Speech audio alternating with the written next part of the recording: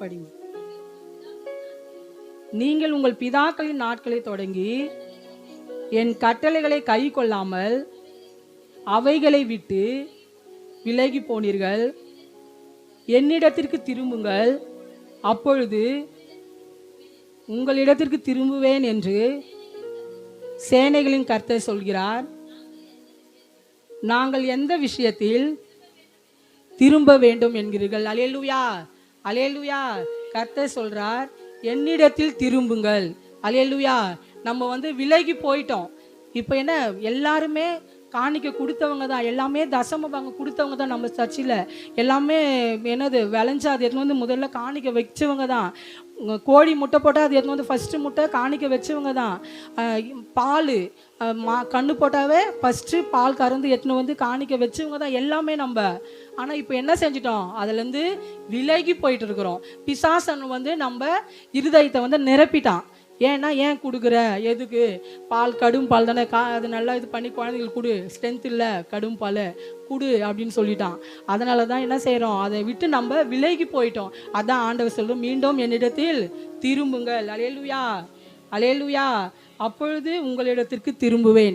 நம்ம திரும்பினாதான், நம்ம தான் விலகி போயிட்டு இருக்கிறோம். நம்ம கர்த்தர் இடத்துல நெருங்கி நம்ம திரும்பி வர முடியுதான். அதனுடைய பழக்கத்தை நம்ம விட்டு ஏன்னா நம்ம எடுத்த முடிவுகள் தவறானது. ஏன்னா நம்ம எல்லாம் கொடுத்தவங்க தான். ஆனால் கொஞ்ச நாள் என்ன செஞ்சிட்டோம், அதெல்லாம் கொடுக்காம ஆண்டவரை மறந்துட்டோம். தசம பாகம் கொடுக்காம ஆண்டவரை விட்டு கொஞ்சம் விலகி இருக்கிறோம். மீண்டும் நம்ம என்ன செய்யணும், அதெல்லாம் விட்டு நம்ம அவர் இடத்துல திரும்பும்போது கர்த்தர் நிச்சயமாகவே நம்மிடத்திற்காக திரும்புவார். நம்மிடமாக அவர் என்ன செய்வார், திரும்பி நம்முடைய தேவைகள் அனைத்தையும் கர்த்தர் நம்மளுக்கு செய்கிறவராக காணப்படுகிறார். அல்லேலூயா, அல்லேலூயா. 8வது வசனம் வாசிப்போம். மனுஷன் தேவனை வஞ்சிக்கலாமா? நீங்களோ என்னை வஞ்சிக்கிறீர்கள். எதிலே உம்மை வஞ்சித்தோம் என்கிறீர்கள்? தசம பாகத்திலும் காணிக்கைகள் தானே. அல்லேலூயா, அல்லேலூயா. மனுஷன் தேவனை வஞ்சிக்கிறோம். நம்ம என்ன செய்கிறோம், வஞ்சிக்கிறோம். வஞ்சிக்கிறோன்னா என்ன அர்த்தம், என்ன அர்த்தம் சொல்லுங்க? வஞ்சனை.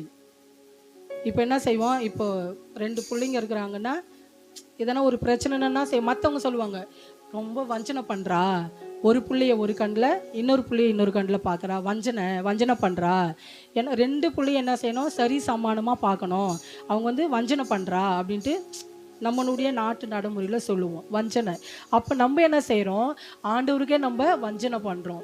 ஏன்னா ஆண்டவருக்கு கொடுக்க வேண்டியதை நம்ம கொடுக்காம நம்மளே என்ன செய்கிறோம், அதை எடுத்துக்கிறோம். இப்போ மனுஷர் பிறகாம உலக